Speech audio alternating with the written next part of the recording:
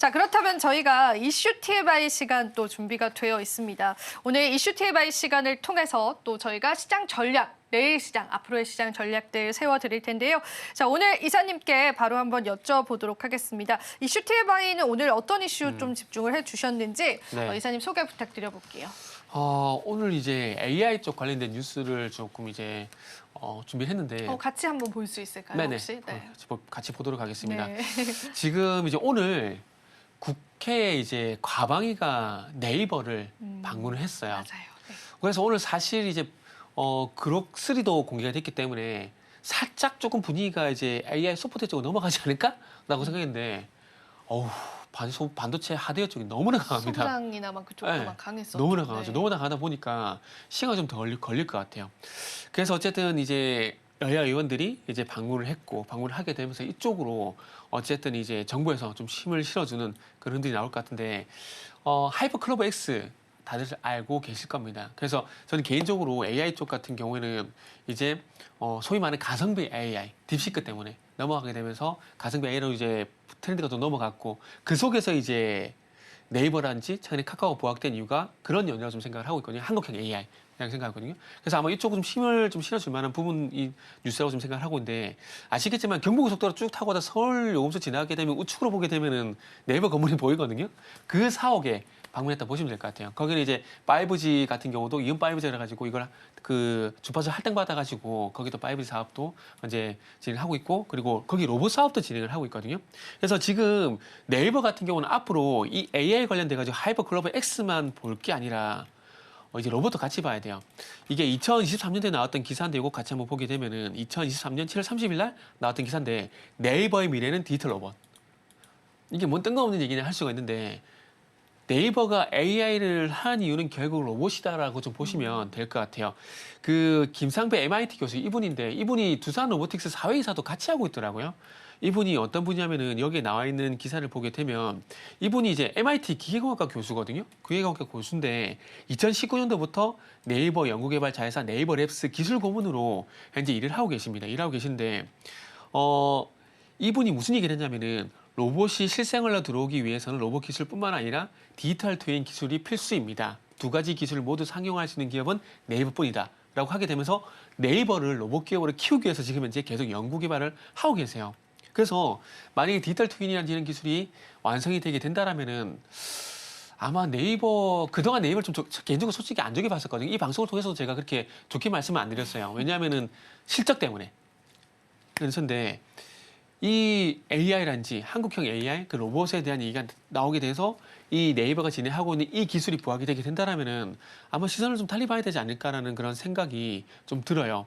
그래서 지금 이제 네이버 같은 경우 사우디 쪽 같은 경우도 DX 사업을 현재 진행하고 있고 이런 부분을 봤을 때 제2의 조금 희망회를 돌리면은 제2의 테슬라가 주력이 아시겠지만은 전기차지만은 스페이스X, XAI 그리고 로봇 사업도 옵티머스 로봇 사업도 진행을 하고 있잖아요. 사업 모델이 거의 유사해요. 그래서 만약에 좀 힘을 좀 실어주고 이쪽으로 사업이 좀 더 활성화되고 좀 도약을 하게 된다라면은 아마 네이버 같은 경우는 앞으로는 이제 초록창 우리가 얘기 많이 하잖아요. 초록창망으로 볼 게 아니라 AI 플러스 로봇 기업. 그러니까 우리가 최근에 휴머노드 로봇에 대한 얘기가 나온 게 결국 AI인 거거든요. 우리가 과거에는 뭐 로봇 청소기 이런 것만 얘기했었잖아요.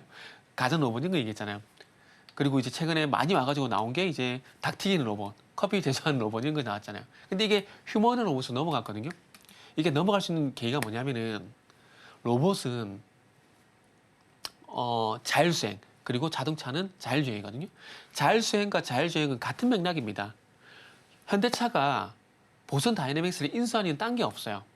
자율주행이라는 원천 기술을 보선 다이내믹스가 가지고 있기 때문에 인수한 거거든요. 그래서 그 기술을 자연스럽게 자율주행에 입히기 위해서 그 회사를 이제 인수를 한 거죠. 그러면 스스로 판단하는 자율주행이 가능하게 되면 휴머노 로봇은 어렵지가 않습니다. 어차피 하드웨어적인 부분들은 소프트웨어보다 더 빨리 진보가 되거든요. 그렇기 때문에 이미 이제 완성이 되고 있는 하드웨어 쪽에 이 자율주행이 가능한 AI만 입히게 된다라면은 과거에 이제 윌 스미스 주연의 AI 로봇인가요? 이라는 영화가 있었거든요. 와, 저는 그게 이제 현실화가 된다라고 좀 봐요. 거기 보게 되면 이제 윌 스미스가 타고 있는 자동차 같은 경우도 모 브랜드의 자동차인데 이게 자율주행이 되고 있거든요. 그리고 거기에 나와 있는 로봇의 모습이 지금의 옵티머스와 상당히 유사해요. 그래서 아마 거기 보기에는 로봇들이 물론 인간이 입력을 하긴 했지만 스스로 판단을 하거든요. 그게 결국 AI가 진보가 되게 되면서 가능하게 된 거죠. 그러다 보니까 자연스럽게 로봇 같은 경우는 그동안에 뭐 가전 로봇, 청소기 로봇에 제한이 돼 있다가 이게 자연스럽게 휴머노 로봇으로 넘어올 수 있는 계기가 됐다라는 거죠. 지금 머스크도 로봇에 대해서 자신감을 가질 수밖에 없는 것들이 결국 XAI를 통해 가지고 자율주행 기능을 상당히 진보를 시켰기 때문에 자신감이 나올 수 있다는 거죠. 네, 좋습니다. 그러면 오늘 또 네이버 쪽에 관한 방문 일정들이 또 시장에 변화를 네네. 일으킬 수 있다라는 관점에서 보면 좋을 것 같습니다.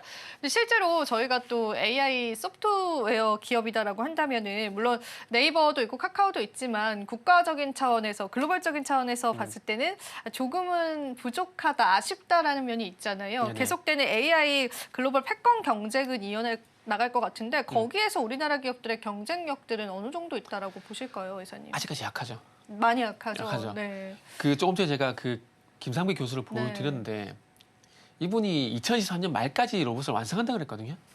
쉽지 않죠. 아직까지 소식이 없잖아요. 네.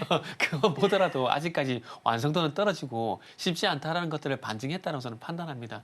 그래서 조금 더 시간이 필요할 것 같아요. 조금 더 시간이 필요하고. 근데 이게 담은 이제 기업주의 어떤 노력도 중요하겠지만 정부에서 얼마만큼 또 지원을 하는 이것도 중요한 거거든요.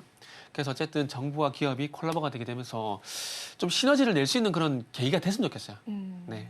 정부적인 차원에서의 노력과 지원도 필요하지 않을까 싶습니다. 같은 맥락에서 오늘 반도체 관련한 법안들이 통과됐듯이 로봇과 AI 관련해서도 조금 더 긍정적인 환경이 만들어질 수 있는 그러한 법안들도 통과가 되는 그런 기대감들도 한번 가져보도록 하겠고요.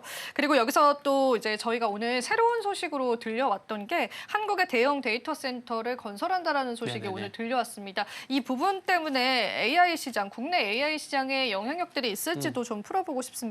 이사님은 어떻게 보셨을까요, 이 뉴스를?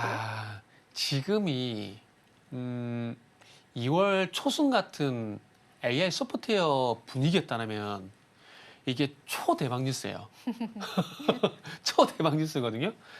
이게 그래서 뉴스와 시장 흐름이 맞았을 때가 중요하다는 걸 이걸 보면서 다시 한번 느끼셔야 됩니다. 만약에 2월 초에 이 이사가 나왔잖아요. 그러면 오늘 AI 소프트웨어 관련 종목들 다 급등 나왔을 겁니다.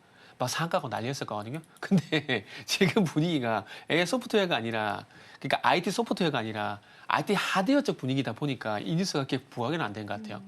이 어찌 보면은 이 AI 데이터 센터 있잖아요.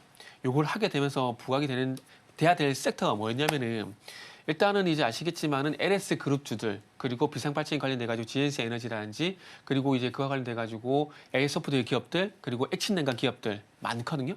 많은데 방금 언급드린 이 종목군들 중에서 상승이 그래도 시원하게 나온 건 액친냉각밖에 없어요. 근데 그 액친냉각은 또 뭐냐? IT 하드웨어와 연결이 되잖아요. 그러니까 어찌 보면 오늘 액친냉각이 선택을 받았다? GST하고 K엔솔 요쪽만 제한적으로 좀 영향을 준 것 같아요. 네. 그래서 크게 영향력이 시기적인 차원에서는 좀 네네. 없다. 좀 아쉽죠. 좀 아쉬운 부분이 있다. 저도 사실 큰 뉴스이지 않을까 싶었는데 오히려 좀 부각을 많이 안 받는 느낌이 맞아요. 좀 시장에 들었어요. 그래서 그 최근에. 업황 분위기와 뉴스가 그래서 상당히 많이 잘 맞아 떨어져요. 타이밍이 참 네. 중요한 것 같아요. 뉴스보드도 그죠? 네네. 그런 부분들은 좀 안타까운 면이 있었던 것 같습니다. 그럼 쭉 말씀해주신 거는 이제 국내 AI 시대에서 국내 기업들의 경쟁력이 조금은 약하다라고 말씀을 해주셨는데 그래도 언급을 해주셨던 거는 이제 네이버 같은 기업들이잖아요. 근데 이런 기업들이 이제 국내 그래도 대표적인 AI 관련한 소프트웨어 기업들로서 자리매김할 수 있는 가능성도 있다라고 보실까요? 네. 이 회사들이 결국 주도를 해야 됩니다. 결국 주도를 해야 되고, 그러니까 네이버, 카카오 같은 기업들이 주도를 하게 되고, 그러면서 그 아래에 뭐 솔트럭스라든지 코어나 테크놀로지 이런 기업들이 클 수 있는 어떤 분위기를 만들어줘야 되는 거죠. 그러니까 무슨 얘기냐면은 삼성전자 하이스가 선두에서 어쨌든 잘해주고 있기 때문에 거기에 대한 낙수 효과가 발생이 되게 되는 거고, 그러면서 같이 이제 움직여주는 거거든요. 근데 지금 아시겠지만 AI 소프트웨어 쪽 같은 경우도 물론 잘하는 기업들이 있긴 하지만 그 기업들만은 힘들다는 거죠. 누군가 대장이 나서주게 되면서 그 기업들이 이끌어주게 되고 자연스럽게 낙수효과가 발생이 되면서 같이 가는 그런 분위기들을 만들어줘야 된다는 거죠. 근데 그렇게 되기 위해서는 네이버라든지 카카오가 당연히 대장 역할을 해줘야 된다는 거죠.